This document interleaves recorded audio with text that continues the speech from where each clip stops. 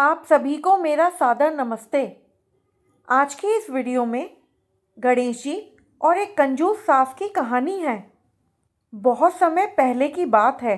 एक गांव में एक सास बहू रहा करती थी। सास स्वभाव से बहुत ही कंजूस थी। पूजा पाठ में तो उसका बहुत मन था, लेकिन उसका दिमाग हमेशा पैसों के बारे में ही सोचता रहता था। एक बार सास ने एकादशी का व्रत किया और अपने संपूर्ण परिवार को खाने का निमंत्रण दिया। उसने सोचा कि अगर मैं ब्राह्मण भोज भी करा दूं, तो साथ ही साथ एकादशी का उद्यापन भी हो जाएगा। लेकिन अगर कोई पेटू ब्राह्मण आ गया तो उसे खिलाने में तो बहुत खर्चा हो जाएगा।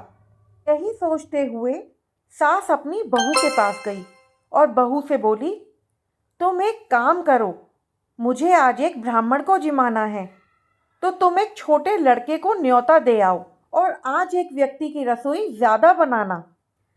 सास के कहे अनुसार बहू जाकर ब्राह्मण को न्योता देने गई। घर से कुछ ही दूर पर ब्राह्मण के कुछ बच्चे खेल रहे थे। उनमें से एक लड़के को बुलाकर बहू ने कहा, तुम आज हमारे यहाँ 12 बजे भोजन करने आ जाना। लड़के ने कहा, मेरा नाम गणेश है, आप मुझे गणेश गणेश कहकर पुकारना तो मैं फ़ौरन आ जाऊँगा। अब बहू ने घर जाकर रसोई तैयार करी और स्वादिष्ट भोजन बनाया। उसके बाद वो बाहर जाके उस बालक को बुलाने गई, लेकिन वहाँ पर कोई भी नहीं था। तभी उसे उस बालक की बात ध्यान आई और उसने गणेश गणेश पुकारना शुरू किया।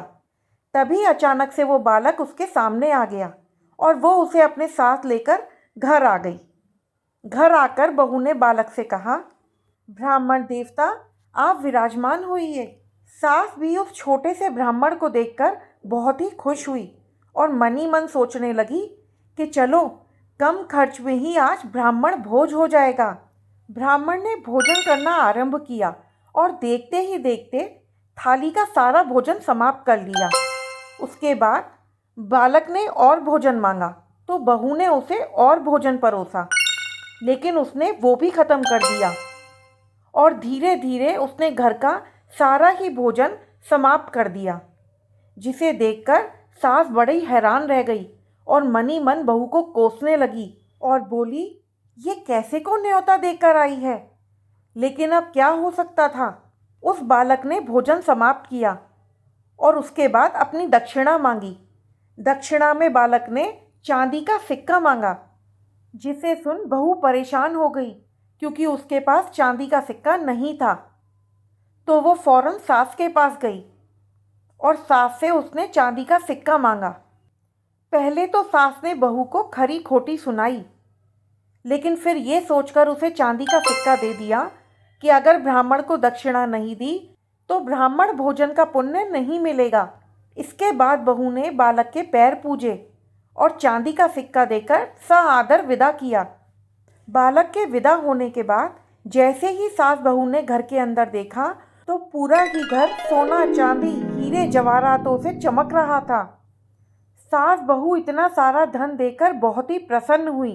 सास बोली, ये तो स्वयं गणेश भगवान ने हम पर अपनी कृपा बरसाई है। इतना सारा धन हमें स्वयं गणेश भगवान ने ही दिया है। हमारे धन्य भाग जो गणेश जी स्वयं हमारे घर में भोजन करने पधारे। हे गणेश महाराज, जैसे आपने सास बहू पर कृपा करी, वैसे ही इस कहानी को सुनने और पढ़ने वाले सब पर अपनी कृपा और आशीर्वाद सदैव बनाए रखिएगा।